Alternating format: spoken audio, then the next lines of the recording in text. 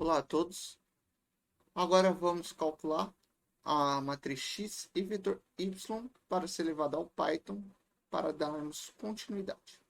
Aqui estão os dados do exemplo 1, contendo a primeira, segunda e terceira variável. A primeira variável descreve a quantidade de concentração molar do ácido clorídrico. A segunda variável é a porcentagem de massa e volume de boro-hidreto de sódio. E a terceira é o tempo de retenção da reação. E a resposta é a luminosidade de fluorescência do antimônio. E esta luminosidade é proporcional à concentração de antimônio. Então vamos calcular os efeitos. São 7 efeitos. Os efeitos primários seria da variável 1, variável 2 e variável 3 separadas. Os efeitos de segunda ordem, que são os efeitos de interação entre duas variáveis, que pode ser a variável 1 com a variável 2, a variável 1 com a variável 3, a variável 2 com a variável 3. E aqui também tem os efeitos de terceira ordem, que é a interação entre as três variáveis, variável 1, 2 e 3. E agora vamos aqui passar os valores primários para cá. Então, simplesmente, eu vou colocar igual e vou passar os dados. A interação significa o produto dos valores codificados das variáveis. Então, quando eu falo que a interação secundária, os efeitos secundários entre a variável 1 com 2, é o produto dos valores codificados da variável 1 com a 2. Da mesma forma, da variável 1 com a 3,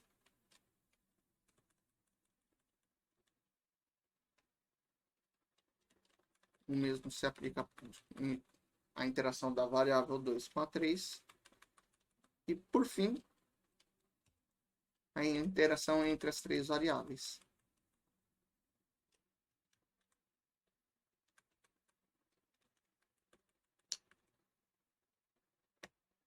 E agora eu vou arrastar aqui para calcular para todos os experimentos. Pronto. É isso que precisamos para enviar ao Python. Aqui, esta coluna contendo a resposta é o vetor y, e este grupo contendo os efeitos em interação são equivalentes à matriz X. E diferente do que é feito procedimental Octave, que precisamos copiar e colar num arquivo de texto, aqui vamos salvar simplesmente e vamos importar esse arquivo do Excel para o diretório do Jupyter ou do colaboratório do Google. Então vou fechar aqui, vou dar continuidade neste vídeo, vou ver só o tempo, 3 minutos. Dá tempo. Então aqui no seu diretório, você vai upar o arquivo pd.py, que é a biblioteca que eu elaborei, contendo as rotinas do Octave, adaptado em Python, e o arquivo do exemplo 1, contendo os efeitos calculados, ou seja, a matriz X e vetor Y preparados. Aqui eu vou só subir a biblioteca também em cima, para garantir que eu estou subindo a última versão. Para você ter acesso a esses arquivos, tanto o arquivo na planilha e a rotina pd.py, a biblioteca, basta ir lá no link do diretório do GitHub e baixar o arquivo. E aqui vamos importar utilizando os comandos da biblioteca pandas. Então, vou só rodar novamente essa célula, verificar se não está gerando nenhum erro. Não gerou, então podemos importar os dados.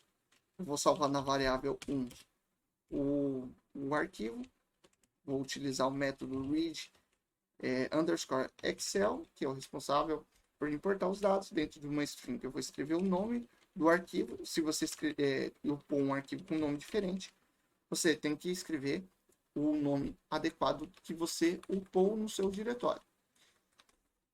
Carregou. Não carregou. Por quê?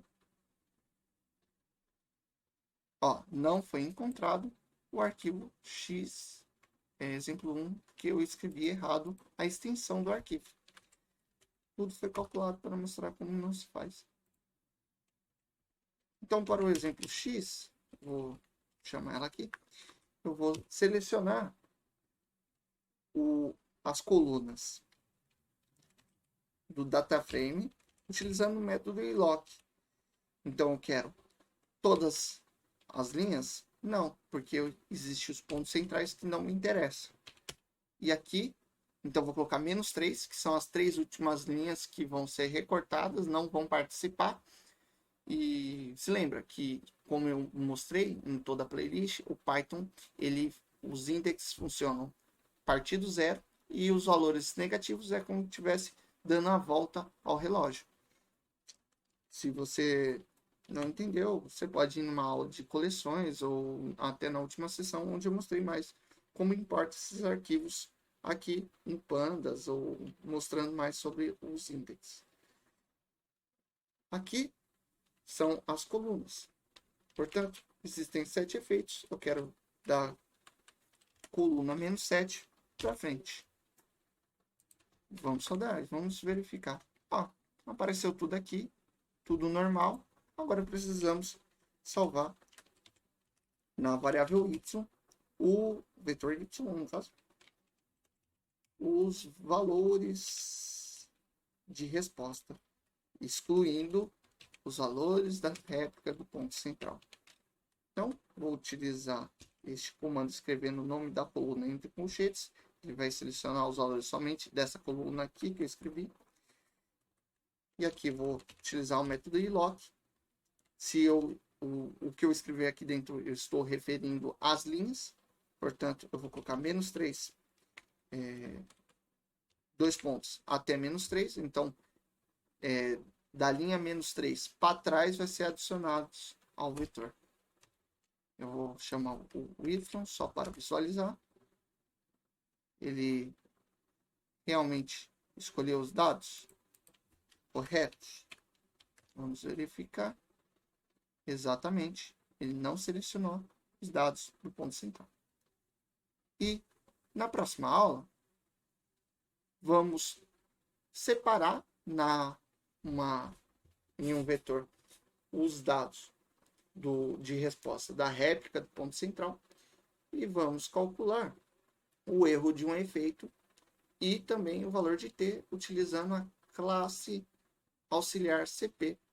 É uma classe que elaborei somente para calcular algumas coisas que são necessárias para alimentar as rotinas.